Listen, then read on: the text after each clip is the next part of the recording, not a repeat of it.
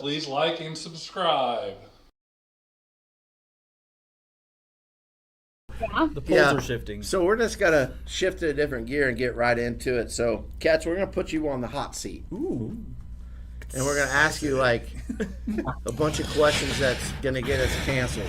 Oh. Okay, no, we're not gonna do that. Okay. We're not gonna do It's all that. right. I was like, what the hell? It's okay. Cats gets fired. Put your gloves on. He's like, I thought we were friends. No, but let's start right out on the biggest news of, honestly, for me, for the week. Safemoon changing gears and deciding to go from a 10% to the 1% in tokenomics. Is there anything that you want to say about that before I ask you any specific questions? Yeah, no. So the 1% tokenomic change is the next evolution of Safemoon as an entire entity of who we are, is the movement to who we are trying to become, which is ultimately the Web3 movement for everyone. That is ultimately what we want to become, and we want to be able to create that interoperability through everything that we do, and this is just the foundations of that. Yeah, so when it comes to that, when I first read it, I felt like, I know this isn't something they decided at noon and then came out with at 1 o'clock, right? This is something that's been going on for a while, they've been thinking about. But it's conversations that I've heard, well, we've had tons of them behind the scenes about it, that when it comes to mass adoption, that we thought that makes sense. Like, there has to be some change there. So for me personally, and from what I've seen from the Army, it seems like most people are on board with that. Like, they think that's a really good idea. The only thing I've seen negative about it is people trying to decide if they want to buy more Safemoon now or wait until the 1% comes out. And at first I'm like, I don't understand the question. And then I thought, oh, because if you don't buy it now, the price may be way higher whenever that happens. So to each their own. We're not telling anybody what to do. We have our strategies and we'll execute those, but there are some obvious pros to this move, Cats. You know, just the fee structure itself. Are there any like behind the scenes or pros to that you can elaborate on that maybe the regular holder may not think of, besides just the sure the percent? Yeah, so the 10% obviously has the nostalgia of what it represented, and as I said, this is now the change for Safemoon as a whole. We want to move forward. We want to make, as I said, that interoperability between everything that we do. And this change lays that foundation so where we can begin to start bringing utility to the token. That was the big thing that a lot of people have been wanting for a long time, not just with Safemoon, but any sort of new project, whether they're 30 days old or 3 or 4 years in the scenes. They want that utility, and that's a big driver for what is possible for the project. So the 1% does ultimately come in conjunction with the cross-chain bridges. In what we were, well, at least me specifically, I was worried with, how is the community going to take this? How is this change, this massive change, going to be handled by the community? How do they feel about it? And yeah, to my surprise, it is a great change, and it will allow Safemoon to grow in the future, and it will allow them to progress further forward to who we want to become. So yeah, it's a change that's needed, and it's a change that it's been a long time coming, because it's something that, as you say, hasn't been thrown together overnight. This isn't a quick fix change, just it is what it is. No, this was thought out. It was a process that ultimately needed to come together to lay that foundations to move further forward with the utility. If we were to apply the utility to the cross chain, that 10% fee, or as a total of 20% if you were in and out, is an astronomical fee for something such as cross chain. Whereas a 1 to 2% fee is definitely more manageable, and in comparison to some of the other solutions to cross chain, it's more comparable in that sense. So yeah, it's ultimately positive. The only negatives is the sort of the nostalgia of what the 10% represented, but that 10% nostalgia hasn't gone. It's still there, and this opens the door for so many more accessibility as it comes down the line. Yeah, I think that's important, and most people, I think, realize that in the beginning, it was a great idea, right? It was what it needed, because for me personally, it was. I looked at it as they will do this to help the floor price stay, so that people weren't day trading it, and it was new, and they could build up the liquidity, and then it got to the point, like, as everyone evolves in this space, where it was kind of like, what are we going to do with this token, because I can't use it as currency. I mean, I can, but I'm not going to buy something from Greg knowing that in and out it cost me 20%. Wait till you see what I'm selling, though. I don't want what you're selling. I should have used Caleb as an example. But I think that is a good deal. And I like what you said, too, about, worried about how people were going to react and things like that. I had never really thought of that, but of course I'm not in the same position that you are in, or, people that are sitting in Utah. But it's kind of nice to know that people were wondering what that was going to look like. So I have to ask you a follow-up question to that, though, that you said, is it extremely hard for you to know some of these things that are coming and can't say anything about? Or are you used to it at this point? I suppose I'm used to it at this point, but it is incredibly hard, because my excitement in everything that we want to achieve, whether that takes 30 seconds or 10 years, right, it's not about the speed. It's about actually being able to be in a position where, hey, this change came at the right time, or, well, subject to the release of the change, is coming at the right time, because it comes with the utility. It is all coming in coherent with what it is being utilized for. So yeah, it's hard. It is hard. And yeah, I'd love to scream for the hills and say, hey, this is coming, or, this looks like this, or we're doing this. And yeah, but at the same time, it helps also evaluate when I see the industry moving forward and what the industry is doing, and how people come up with their own creative solutions for different things. And it has really changed my mindset on a lot of things of how I would have thought about it, 3-4 years ago, when I only just really started to pay attention to DeFi and Web3 as a whole.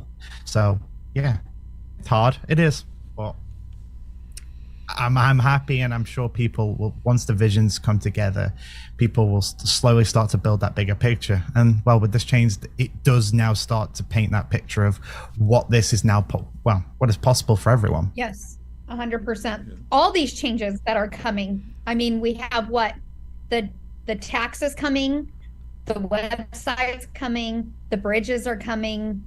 Like, it's just really exciting. And I feel like you guys really hit us with news, like back to back to back the other day. I was like, holy crap, I can't keep up. But what's next? it's just so exciting to me. Just being a holder for as long as I have, and knowing that you guys can get there. And it wasn't hard for me to hold, because I did see the bigger vision. I did understand, things take time, and you want everything as perfect as it possibly can be before you release it. I'm so proud. I'm so proud, because it's like my holding is paying off. Like, I just truly believe that. And I mean, even to me, price is nothing. It is something, but it's not what really keeps me with Safemoon. It's the stuff that you guys are building that I look forward to. On the technical side, it's so intriguing to me, and I'm so excited for it.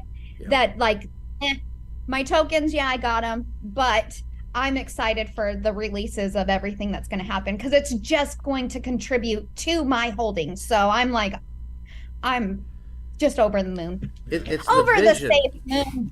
Over the safe moon. But it's the vision, right?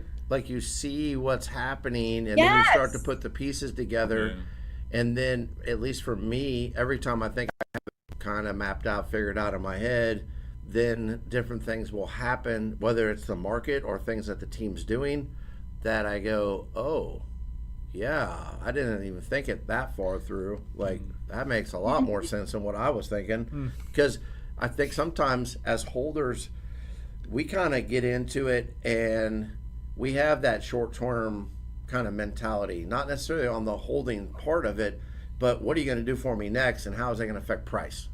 You know, instead of we're building an ecosystem, and that does take time. But everybody's patient level is different. You know, we've seen a lot of people kind of fall away, and we've seen some people. I saw some this week, like, beg to be reaccepted into the Safemoon army. I saw that too. Which I just have to Like, say yeah. really fast. Yep. That cracks me up, right? Just support it. It'll be fine. Yeah. Like, you don't need somebody's permission to support something. Just do it. Yeah, come back, but just don't say anything. So Just I'm not sit there. gonna, we're not gonna spend a lot of time on that, but it was kind of funny. But I can only imagine, Cats, because there are certain aspects in my life where I do know certain things that I can't share even with, like, my wife. And so I'm sitting there going, when it finally I can share it, I'm like, hey, what do you think? You know, like, I'm so excited because now I'm not the only one that knows, or, you know, whatever it may be. So I had to ask you that because I was really curious. Yeah, Next my partner's the same with that. Okay. Because I sit here going, oh, what are you doing? Oh, and I'm going to work. Oh, and I come upstairs in my office, and yeah, she gets annoyed because it's like all she sees me do is go in a room, and then I come out and it's like, oh, and it's just a repeat cycle. Yeah. And stuff's getting done, and she's like, well, what are you doing? I'm like, work. It's just work. That's all it is. It's Yeah. just work. We're just gonna leave it at that. Very I'm sorry. generic. Yeah, people got to work, right? So you also were talking, you kind of touched on the bridge. Actually, I think you said bridges. So what can you tell us about that? Because, you know, everybody knows our style. Everybody knows what conversation we're having with you. We're not trying to, like, get you to say anything that would get you in trouble. So without asking specific questions in the beginning, what can you kind of tell us about the bridges? Well, the 1% ultimately initiates that change and the activation of the bridges. The Safemoon token becomes that connective piece to move across chains, and it's as simple as this 1% is the utility fee in order to access the cross-chain bridges. So the 1% is the fee to those bridges.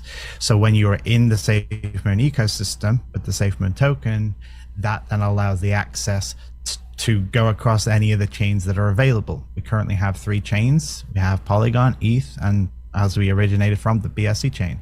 And you will see over time that this is scalable. And, you know, as and when we're able to do so, it will be able to be scaled across, and hopefully as many chains as we can possibly imagine. Obviously, not every chain can be built on. You know, we have like the Doge chain, for example. You can't really build on that as such in the same way you can with BSC. So, yeah, the 1% initiates that change. That 1% tax and that 1% tokenomics is the fee to access it. And yeah, the only thing you have to use to go across bridges is the gas. You know, the gas is the only fee to go across chain, because it's the accessing through the Safemoon token that allows to facilitate the cross chain. And it's as straightforward as tokens on one side, they move across to the other, and that's it. There's more mechanics to it. And I'm sure that we'll be able to release the articles on release to kind of explain a little bit more about it. But yeah, tokens go from one side to the other, and yeah, that's it. It's a 1-for-1, one on one side, one on the other. And, I like it a lot. and we've used bridges in the past, and it seems like, and correct me if I'm wrong, Cats, but from what I can remember, it seems like you always pay that gas in the native token of what wallet you're sending it from. So that's how that will work from, or for what chain, not wallet, I'm sorry, from what chain you're sending it from. So Safemoon will be that gas fee? So Safemoon will be the gas fee. So this is where things like the innovation of TMI comes into play, where that form of side of things where we're now able to collect the native token. Specifically, you know, if we look at other dexes out there today, it was an industry standard until hopefully we can look to change that industry standard.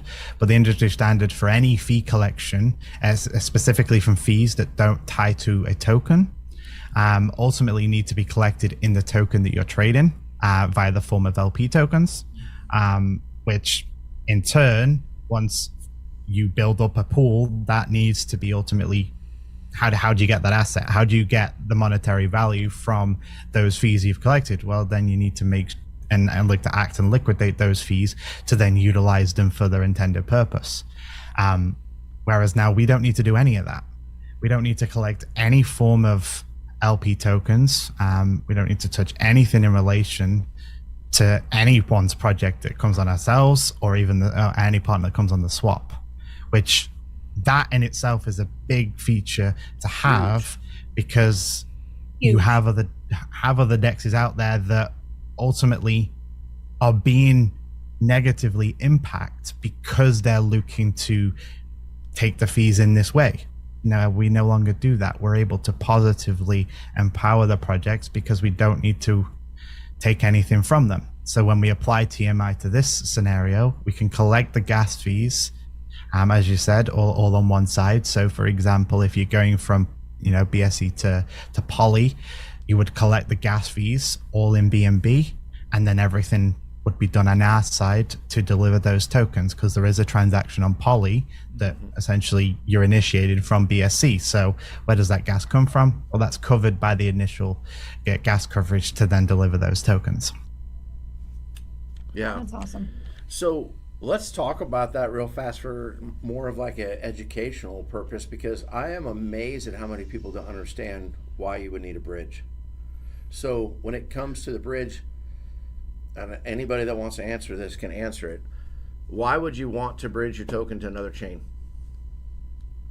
Like, each chain has their own purpose, right? Okay. Not every chain is going to have the same unique purpose for what it's built for. One of the ones that I can say right off the bat is a completely unique chain to some of the others out there is the file chain. Yep. Which is Filecoin. Completely different type of blockchain that you could be a part of.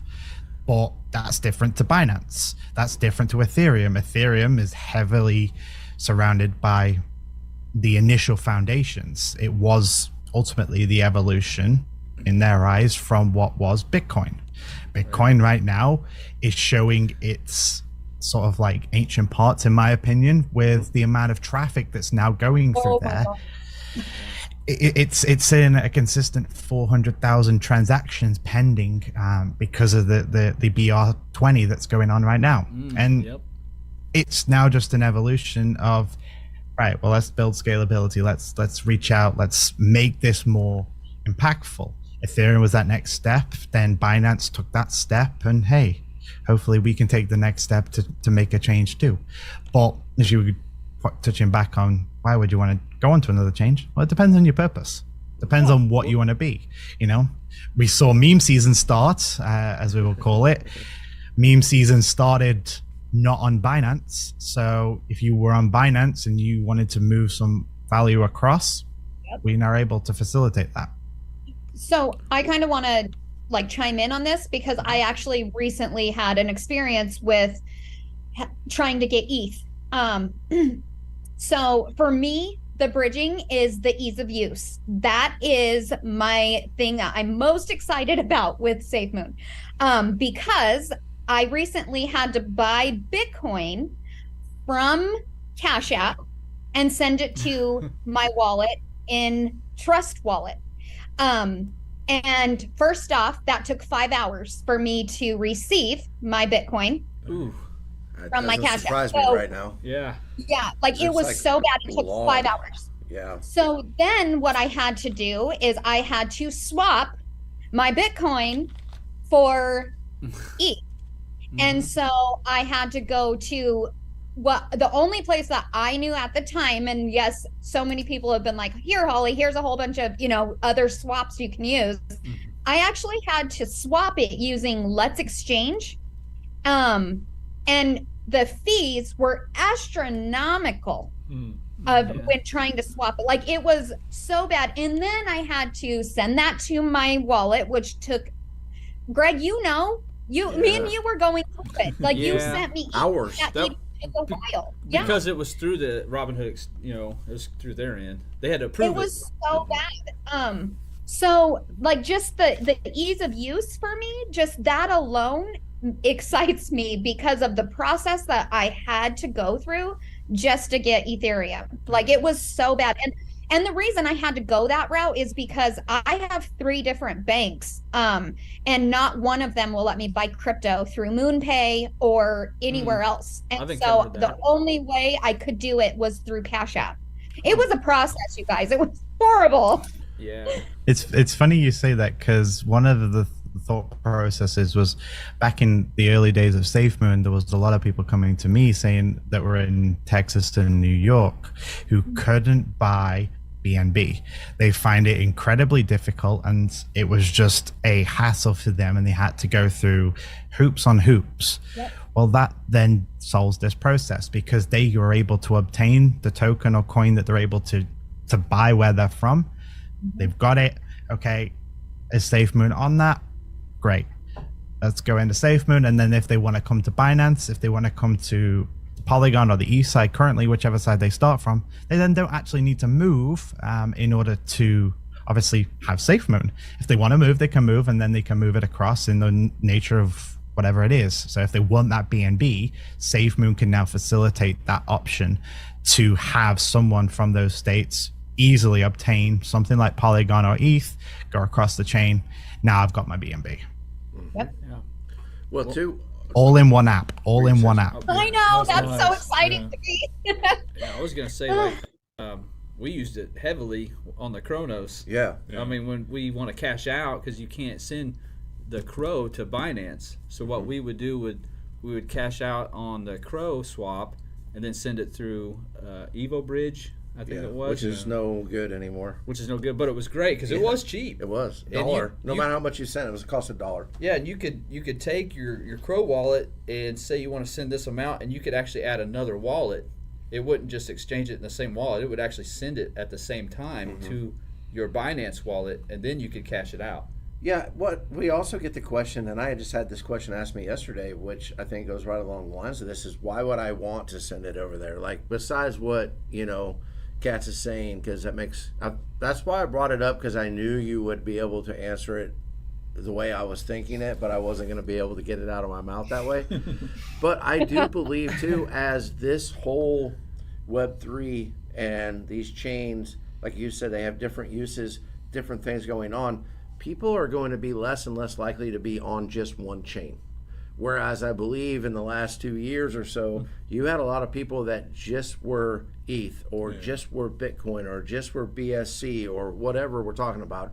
I could list 1,000 of them, but I think as this whole thing evolves more and more and more, that you're going to want to be on more and more chains. And this, like you said, one-stop shop is perfect for that. Also, what I think it does too is I don't have to have as many off ramps.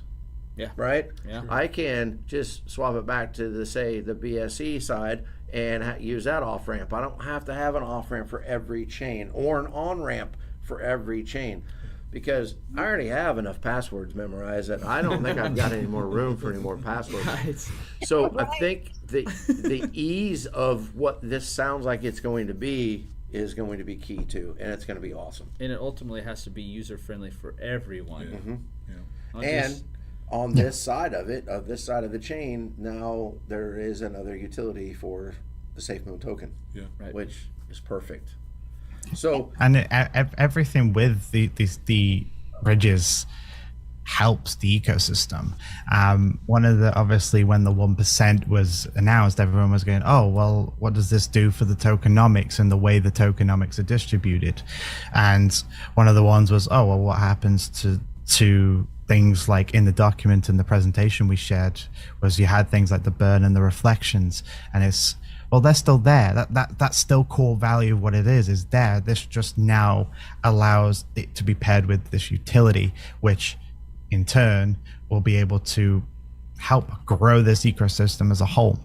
But also on things like the tokenomics with what cross-chain specifically does in the way Safemoon's doing it, is that interoperability, but it's also the distribution between the chains. So for example, with the current tokenomics and burn, the base premise of the tokenomics burn is tokens are removed from the circulating supply. That's pretty much the mechanic of the tokenomics burn function.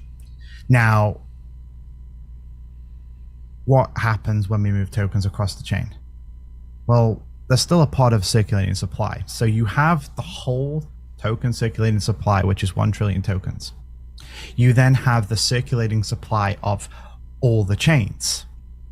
But you now have the circulating supply of each chain, which will represent its own mini ecosystem, which in turn benefits and makes it a better tokenomics burn function, because it's taking the circulating supply from Binance and putting it on Polygon. So the distribution and spread works, but you're never removing them from the circulating supply. You're only moving them across, but it's still functioning in the same value. And then as this expands, and as this could be expanded, let's say there was 30, 40, 50 chains that we could access and have the Safemoon token on. Now you've got this distribution across many different chains. And that's why this is exciting, because it's not just about one ecosystem on one chain. It's now about connecting everyone together in one app, in one streamlined fashion, and just benefiting everyone that then comes into the swap, comes into any other products we look to deliver. It's just the interoperability and connection between people that this now facilitates, and it's all done via one app, in a secure app as well, with Safemoon Orbital Shield. Right. Even better. That's awesome. Yeah, because it's also basically the tokenomics now is buys and sells, and now you have increased the volume of just swapping from using the bridge and moving it from one chain to another, that the volume and the tokenomics should increase greatly too, especially the more and more chains that are on that bridge. So I do have a question, and I don't even know if you can answer it or not, but I was going to ask it anyways. I'll make it 2 parts so it makes it easier. Okay. Are there more chains coming? Anything is possible. I would say the foundation are laid for it to be possible.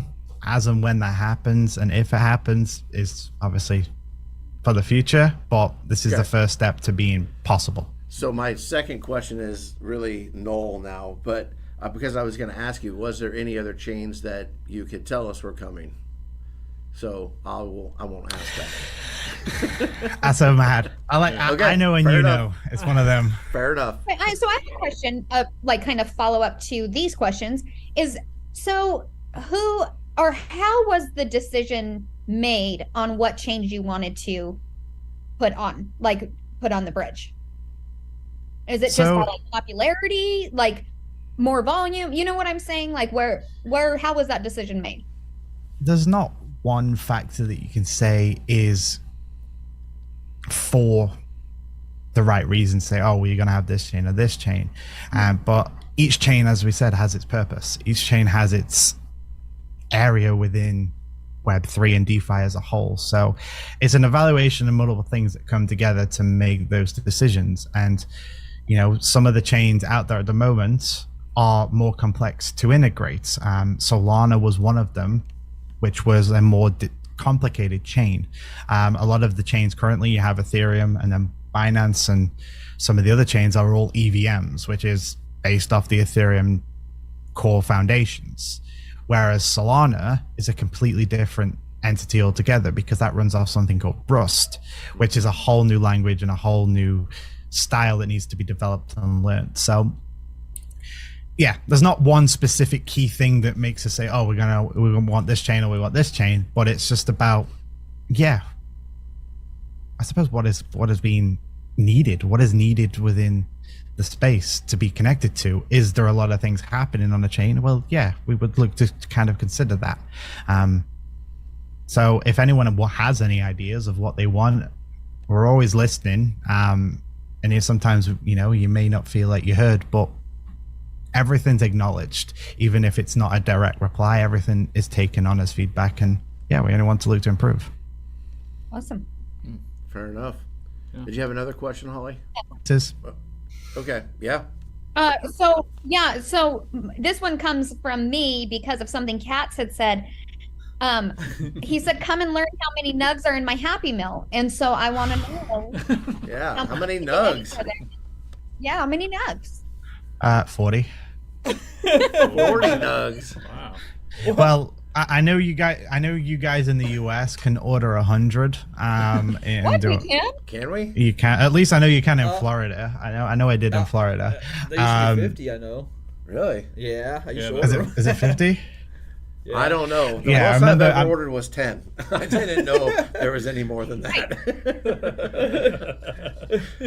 I feel like I couldn't Because eat the highest we 100 can get is nugs. 20. I can eat 22. You can tested eat it? 40 for real, Kat. Yeah.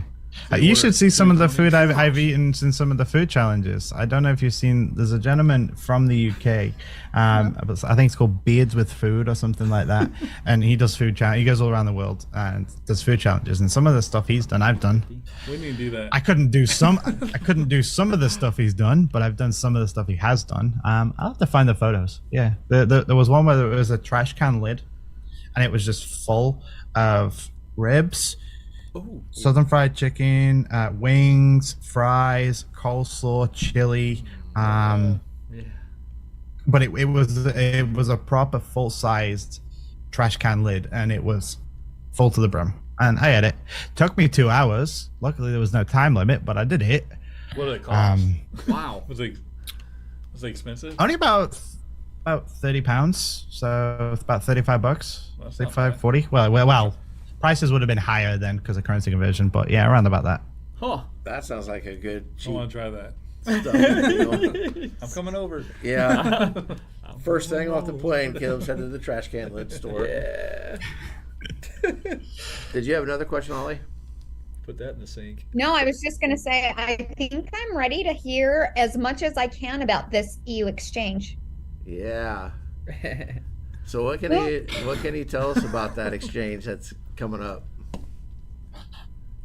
EU exchange coming winter 2023. All right, there you go. Straight from Cats. We love the cats, but we all kind of predicted that answer, but we had to at least ask.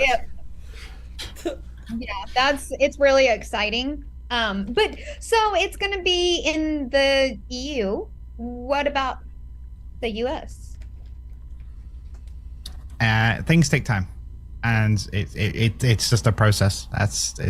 It's not something that can happen overnight. And as much as everyone would love things to be done overnight, things take time, and some things just fall into place quicker than others. So I mean, the US, obviously, I would assume that they have some regulations and stuff that are harder to compete with, I guess. Is that one of the reasons it's coming out in EU first? I would say that is a factor, yes. But I'm not a part of that, so I wouldn't know. But yeah. Okay. We just know it's coming winter 2023 EU. I just feel like sometimes the U.S. does that on purpose to make people jump through hoops. Yeah. It drives me They insane. really do. They do. They That's really all it is. Power trip. Well, it's like, how much of it can we put here? Yeah. Yeah. That's what drives me insane. But Seems like it was a surprise to me too. That post was a surprise to me too. It was a nice surprise because it was something that I wasn't aware of, and then hey, I learned with everyone else, and it was a positive post. Yeah, that's cool. Especially with the motivation of everything else that came out that day too. Yeah. Yeah, it was exciting. It was an exciting time because I kept thinking, like, after the second time I saw a post, like, who's screwing with me? Like, why? Is somebody playing a this joke real? on me? Right. Yeah. And then I saw Where's Holly Ashton was Kutcher? behind it too, and I was part of me thought that she might still be screwing with me, but lives public. So I was like, okay, we're good. Getting I'm getting punked. waiting for him to come running out. So let's talk. I a wouldn't little... do that. I don't screw around when it comes to Safemoon. No, I really you don't. You don't. But there are That's why you sometimes can where we pull it get the off. little private DMs where I'm thinking, is this real? Like, Holly's messing with us again. Or vice versa. I'm not gonna lie. Occasionally we send them the other Right. direction too. So I mean, we're not completely innocent in this thing. Right. So the swap. I wanted to talk to you just a little bit about the swap too, because we just saw that Holly's favorite meme coin is on the swap now. The frog. That is something. When it comes to the swap, in my mind too, this is another reason that this bridge is going to kind of catch fire. The more that's on the swap, the more that it makes it attractive. Would you agree with that, Katz? Yeah. So the bridge does help facilitate those connections that potentially people didn't have access to. You know, if someone wanted to get in on a new launch on a different chain or whatever it is and be a part of the meme season, so to speak, then the bridge does help facilitate that, and they're able to move across and go onto the other change, no problem. So yeah, no, the bridge does help. As for the swap, it's, in my opinion, only better to be on the Safemoon swap versus elsewhere, as we mentioned before. Even just the swap fees specifically, the 0.25 DEX fees, doesn't affect your projects. You go to some of the other providers out there, it does, even though it may be small to begin with. But hey, if you have a project, you know, on the scale of something like Pepe and what Pepe did, that's a lot of volume, and that's a lot of, you know, fees that have been ultimately accumulated that we don't affect you by, whereas another competitor may do. So that's why I always want to say is, it's not about where you're situated, it's about where the actual facility you're using benefits you and the project. Because you could be on 50 different places at once, and that's great. But how many of them are actually wanting to help you and build you as a community? And, you know, we're seeing that with some of the new partners over the last couple of days, which is Galactic. Great partner. They've got a great bit of kit of tech underneath their foundation, and then yeah, it's exciting to see where that can go, because, you know, they're stating it's a new era of NFTs, so I'm excited to see where their partnership goes. So I have to wait and see. Yeah, and also, I mean, I've used many swaps, and sometimes you'll get more back on a certain swap than you will another swap because of fees and different things like that, or however it turns out. But I would gather that there is some thought put into who you let list on your swap, but I also see other swaps that have, I don't know if thousands is correct or not, but hundreds of different tokens on it. And I wonder at some level, well, what's the volume of token X? You know, like, is it even worth having on your swap? You know? So I just was kind of curious if, I mean, obviously I believe that there's going to be more tokens listed on the swap. That's not part of it. But it's like, is there a limit of what you think you guys are looking at putting on there? Is there a goal maybe of the number of tokens? Or is it just kind of case by case scenario? So when anyone is looking to come to the swap, they submit the application, and then the sales team will be in touch, and they'll take them through the process of getting them onboarded and going through their application to bring them on. There's no specific number to hit in terms of how many partners we want. As you know, it's not going to be, oh, we're only going to be stuck to 30 partners and that's it.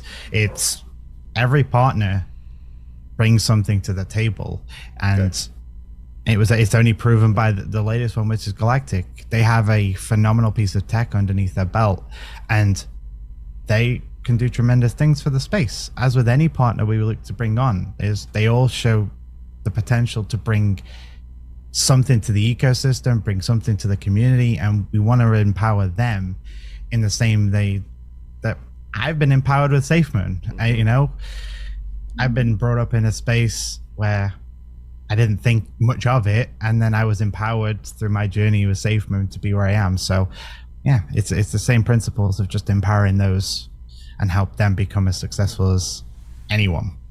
And I feel like there's a little bit of a vesting process in that too, that and I'm not saying that there's any responsibility for Safemoon here, but I feel a little bit more comfortable knowing that if I go on that swap, that I'm probably investing in a token that somebody has at least put eyes on and somebody has at least done some research with.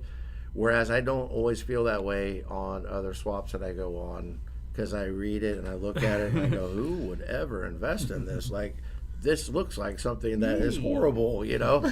So I think there's a comfort level there too with what they add, because like I said, at least it feels like there's some vesting going on, and everyone should always do their own research. We always preach that. But for me personally, it makes me just a little bit more comfortable with where I'm putting my money when that happens.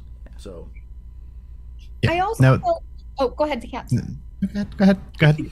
No, I feel like along those lines, I feel like I need to say that I do believe that Safemoon vets these projects, and you know, they ultimately have the decision to put them on the swap, but that's not saying that something can't go wrong with some of these projects. And that is nothing to do with Safemoon. And I feel like more people need to really understand that at the time of putting them on the swap, they were vetted. They had to do the whole process, you know, that whatever they go through. I don't have a project to put on the swap, so I don't know what they go through. Yeah. But at that time, they feel like, you know, okay, this is the project we want to add. And then, you know, a couple months down the road, if something goes sour, it's not Safemoon's fault. No, it's, they share no fault in that whatsoever. Yeah. Agreed.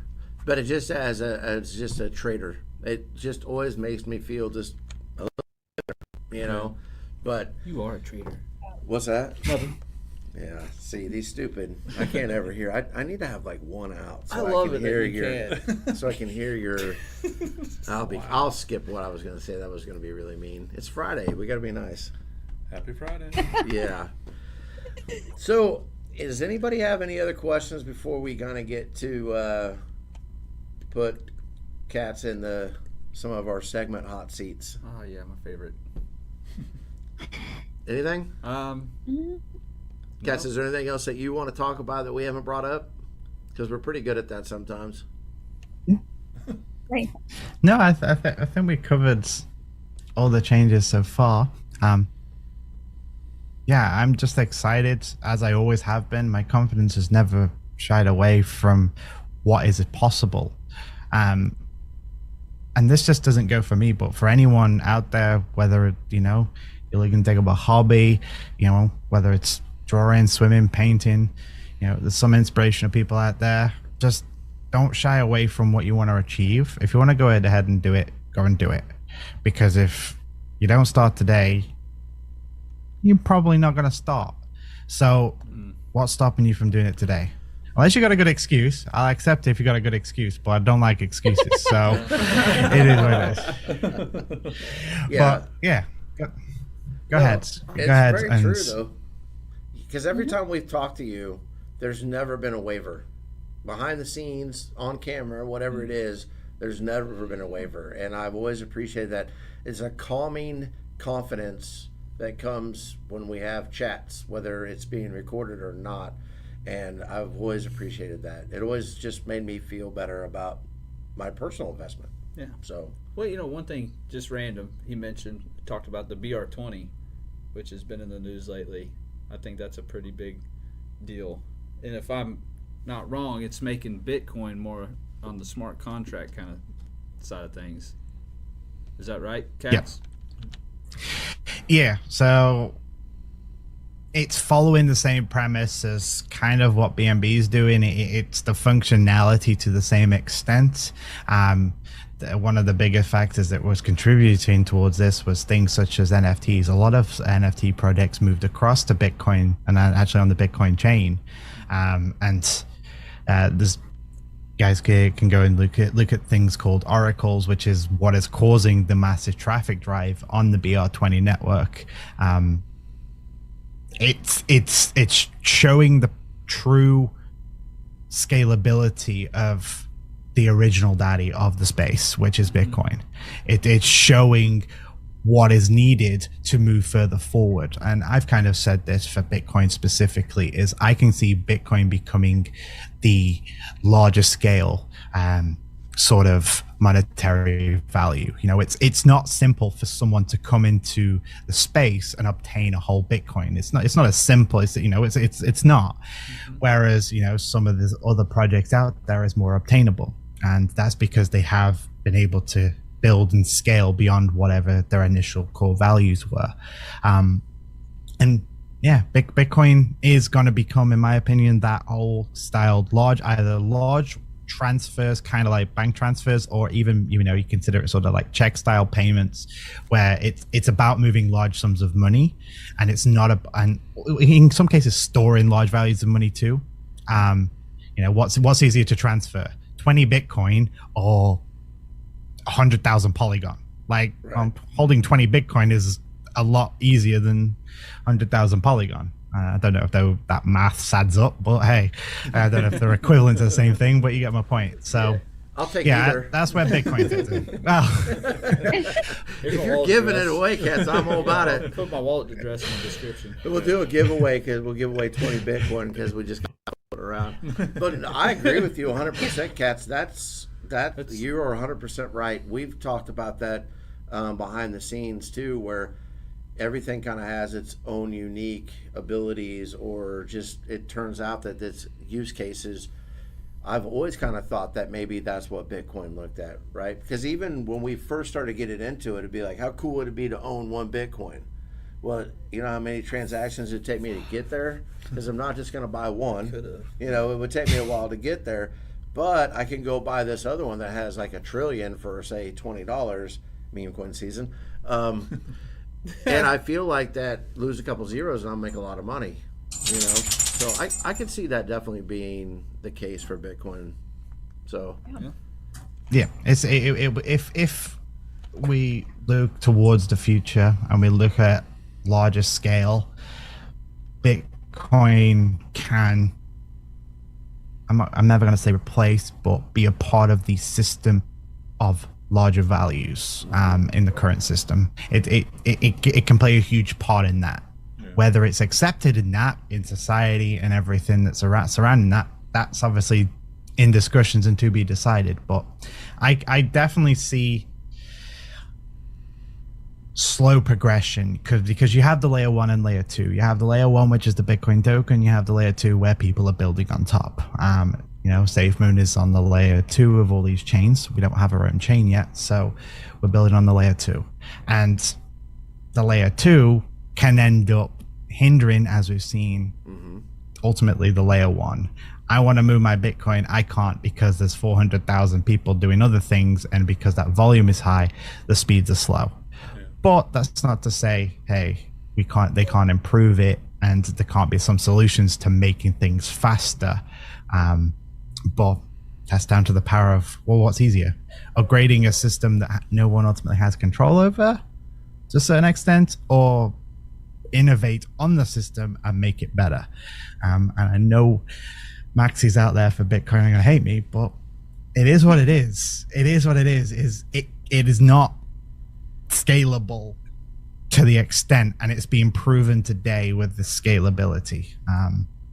But it's not to say that it doesn't have a purpose and it's not here to stay. So there's pros and cons.